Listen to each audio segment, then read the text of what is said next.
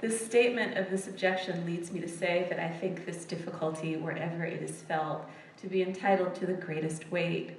It is alone a sufficient objection to the ordinance. It is my own objection. This mode of commemorating Christ is not suitable to me. That is reason enough why I should abandon it. I quit now capitulation to the legend of the music as a superior space for investigating, as digging, knowledge of freedom. Let the work of sociological description and literary critical reading continue elsewhere, and far be it from me. Professional habits of criticism and thought cannot account for at all for elements of Black music that have no form that has not already been constitutive of Black legibility. What if we were to say, this sound is unrecognizable to me? I don't know what this Black sound is. I don't know what it wants. I don't know whether it is saying what it says it's saying. What if I gave it that much respect?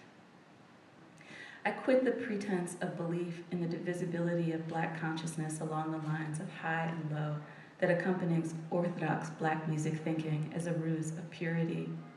I renounce that division and embrace the hollow affect of the R&B of my mind. The R&B I never liked, a hollow that I think now was the starting place of a bend or fold that would lead toward thinking the abrasive lure of Black music in its whole brokenness, the abrasion that must be the beginning of thinking, wherever it begins. Instead, I begin from Amir Thompson's statement, hip-hop has taken over Black music. There is nothing happening in contemporary Black popular music that doesn't have something to do with rap, formally, technologically, or stylistically. Not only is rap fully integrated into the segregationist music industrial categories of soul and R&B, it dominates those categories. Its global and national popularity control the output and availability of all forms of Black popular music. It's hard to hear in the senses of both find and understand as Black music that does not sound like rap music. Black music that is formally distinct from rap, such as the experimental music of Matana Roberts, sounds somewhat ineffectively into rap's vortical socio-symbolic domination of the Black music space. What is the performative relation of Roberts' project, which takes a jazz-based approach to be fruitful for historical investigation of Blackness as quest for freedom? How did the Black inside come to pass? To trap music's disinterest in the whole notion of cause and effect. It doesn't matter, I don't care how this happened, nothing could shift this slide into oblivion. In favor of a vicious, let flip insistence on the intractability of Black misery. Yeah, push me to the edge, all my friends are dead, look at me, fuck on me. I find myself wanting the experimental music people to answer for this, although 20 years ago they wouldn't have had to. Rap music is therefore in a contemporary specific, hegemonic, formal, and mimetic position. You can't shake it off.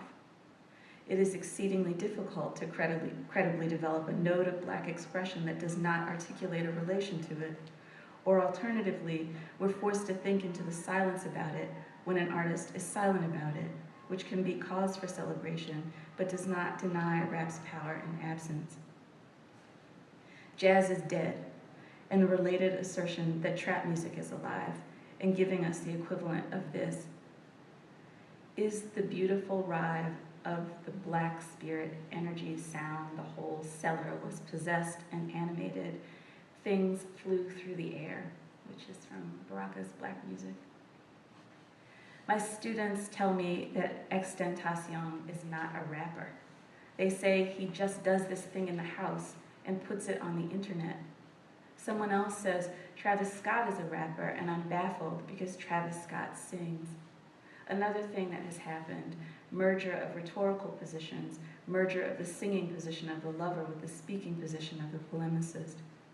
My students understand something about the coming situation, this nothing, as Agamben works the question of the now through his reading of Paul, though I'm not equipped to understand. What is happening is partly machine. A rapper is part machine, part apparatus. He is not exactly nothing but a man. My students are 20. When I'm in the room with these 20-year-old women who listen only to rap music, like me now, taken in by it in a way that I wasn't when I was 20, now that it appears to me as a code or key, a fully developed language of life, a zone of information conveyed or delivered through the body by overtaxed or exhausted masters of the machine. Metro Boomin and Sony Digital, Mike Will Made It, 808 Mafia, Boy Wonder. The trap music producer exhales a pervasive, diffuse and dilute, sonic, affective atmosphere through the machines. Trap beat making is a methodology of surround, so that we find ourselves in a club that we have not chosen to enter, though we've paid. The club is everywhere and everyone is in it. It is put on the internet. It flies through the air. A cursory scroll through the discography of the producer Lex Luger bears out the extraordinary historical speed at which the trap surround has developed and spread, the numerosity and thickness that belong to its presence. A sub-bass drone accompanies words the rapper says, deftness, sleight of hand with the limited discursive materials of consumable Black life, more about which below. This is borrowed from the beat-making repertoire of electronic dance music, which thrives on investment in the pushy invasion that occurs when sine waves developed in vast open space make contact with bodies that intend to absorb thump. Bodies invested in turning toward the direction of the sound, catching the wave of bass between them as intimacy, sex, euphoria. To make much or everything of a single ambient tone, to throw it about a cavernous space. Various studies in contrast, noise, and synth overtake or emphasize the fundamentality of the drop. In rap music, the open space of the club is the world space of the music industry, the anti-club, everywhere. In trap music, bass is threatened by the interference or meddling of the machine. Trap music's busyness or chitchiness, the way in which it ticks. I'm talking about now and about the future, about the beautiful and terrible kind of consciousness this new Black music surfaces. Speaking of musical togetherness then, even and especially as it's presently trafficked by a constellation of super rappers and producers who are indisputably mighty rock stars. Think about Drake and Future's Diamonds Dancing. Think of Future's extraordinarily prolificity for which trapping is example and symbolical foundation. Think Black people who are rock stars. Think Hendrix chart domination, supergroup, then think producer tag. Metro Boomin wants some more, nigga. Think Homo economicus. Think Jay-Z and Kanye West's Watch the Throne as evidence of the possibility of a Drake and Future tour. Think about the roots of all these words. Think a realm where there are no women who are not strippers and drug mules and things like bikes one man swaps with another man. Future's covered in money, blasé, I serve the bass, digital dash. Its bass line recalls R&B trebles, ironically synchronized with the characteristic fast twinkling hi-hat synth that defines trap beats, propels the sensation of perpetual procurement. Super trapper. Think the ethereal contemporary presence of the words Black Death and Black Lives. Nags, this is a quote, nags in the back of my mind when I'm reading Black Nihilism on the train at 9 a.m. This is the sound of no hope, no futurity. Black life is Black death, drained of pleasure and presence. Sexual, sensual intimacies get violently muted, displaced into lean and everybody's like a future, the vibes, the feels, as if our appreciation of him hinges upon that sensual sonic aspect and not the fucked up sad awfulness of it all. That's Jace Clayton.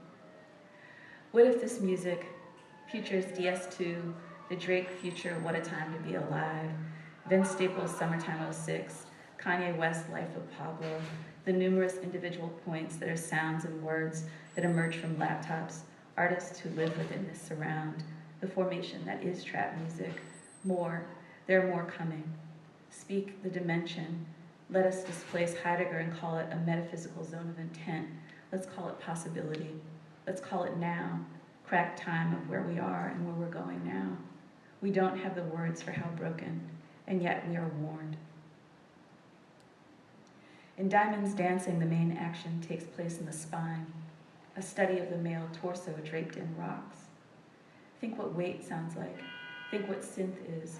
Think sirens and explosions and gunklap and distortion, the wormy, clicking snares we cannot perceive as timekeeping sounds because the time they keep is machine time.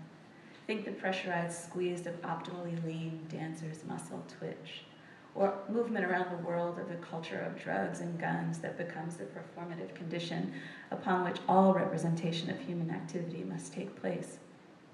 Think, what would it mean to allow this formation to contour my understanding of what freedom is, and thus what thinking is? Allowing that, not if that, it constitutes thinking, gesture, act, and art. Think, this is the formation that is the air of now feeling, which we have no choice but to breathe as life and thus to celebrate. But what does it mean to be in and not of it, to love and refuse it, to be in and out at the same time?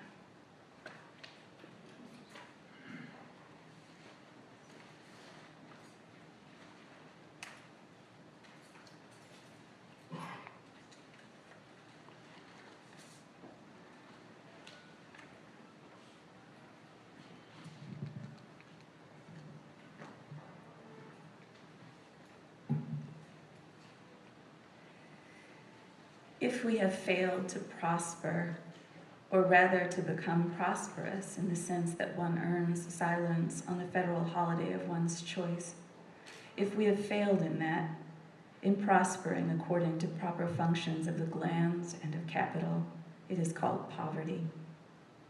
In the above example of hypotaxis, weren't you her man of opportunity, so-called prospering?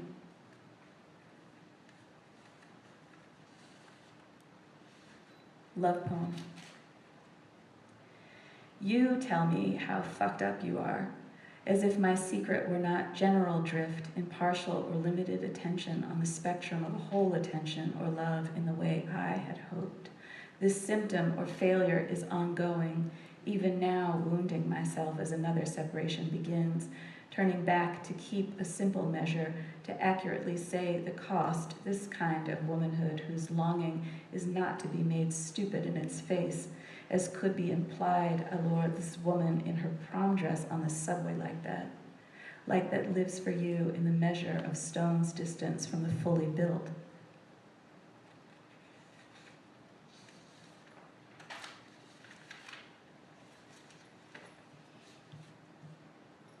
I write in secret to extend the attention for channeling, go on without recourse to interpretable phrases. Games such as Pinnacle are attention in retreat. Secrecy shreds attention, makes for it unlikely perforations, so little gasps illustrate folding as one word over another. One is inside the other's attention or conceptual field. You bring attention inside in the way of, by way of secreting in a dump motel where everyone would be looking but for the proliferation of dumps. Your key witness.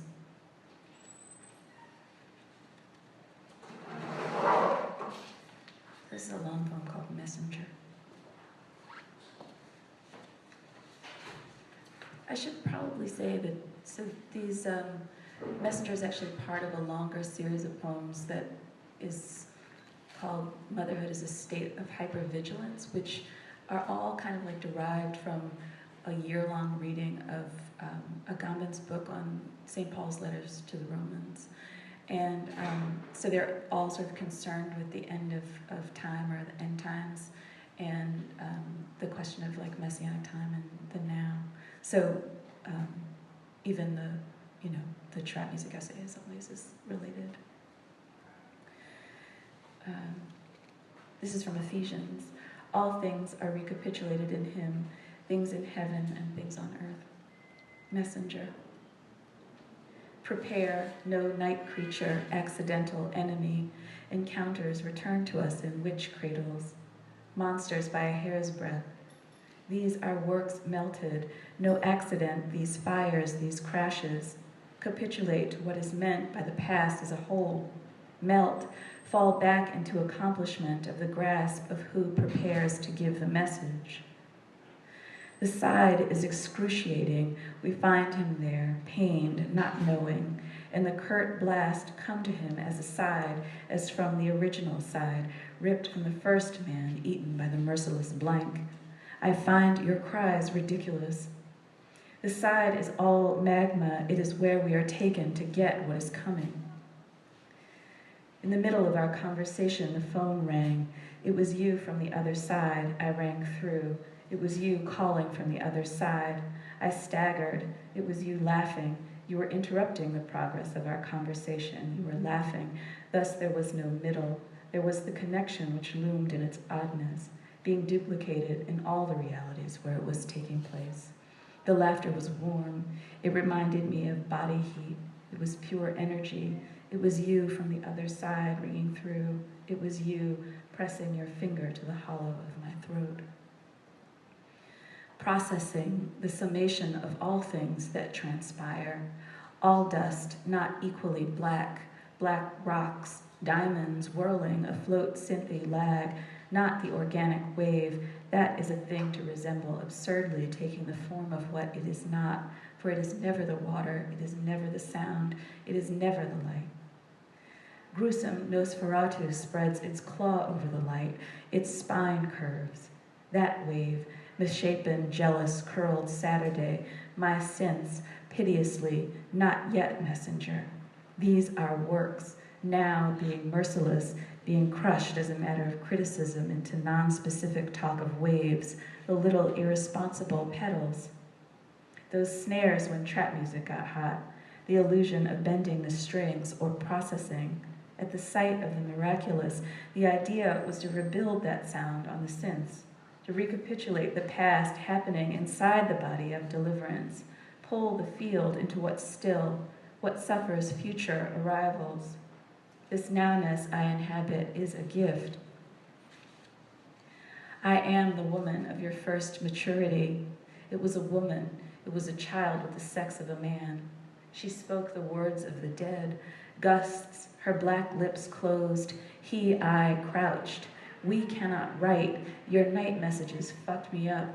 You arrested discovery of any kind. Your body's nearness interrupts all dreaming. The woman was loud. She was impossible to hear without opening the possibility of hearing at the event of its first uncurling, in the clenched ear of a wet newborn, the form that instructs us in hearing's plasticity, sculptural ear of time. It's her, the woman's voice, broke over the figures. She kept repeating, I am the woman, to the figures differentiating digitally in the dark of her making. At once, projections of the arch joke of human dwelling together in this nothing and provocations, the messenger seethed, artless servant of this place. Eugelos addresses the mother with no mate, the mother who panics, the mother who watches the others with dread and wonder, the careless pleasure of other mothers in the presence of their children, the hours spent in fear, the isolation of motherhood, the metempsychotic deprivation of sleep. Nothing you have is yours, not even deposits of fat. You are the nothing toward which the man nods in acknowledgement of your motherhood, which is grand, which is prostration, which is the deactivation of all known powers, which is the evacuation of power. You share in the speechless condition of your baby. Speech rushes, you freeze in the weakness of joint potentiality. You cannot share, yet you share. You have no faith, yet you must have faith. This is a test, this is not a test. Everything that was has been evacuated in your arms. Someone has fainted, someone's got a mote in her eye. Someone is pricked by Eugelos, hunter. We cannot write, someone's singing. We cannot write if time stops. All the industrial deviltry, clockwork such as normal, proves nothing. Barbarians, curatorial possibilities involving depth, involving cutting tools, the mighty, magic, death's opposite, these are losses, flashing intimately courtside, wealth and black excellence taking place as a magnitude of economic pornography. Ceaseless Negro apocalypse, it never comes. Yet the despicable enjoy a beautiful invisibility. What rains upon them? Dollar bills, shit on tiny wings, her calipigeon behind a new economic edifice, secure in its statement of miniaturized state logics. Open your mouth. Whose mother are you? Get out of here. The men cannot write. You are not a man. You have never been anything but this image of the end, not the end. There are no saints. There is between us whisper, night, hunger, indeterminacy, monies. Scratch it down. I command you.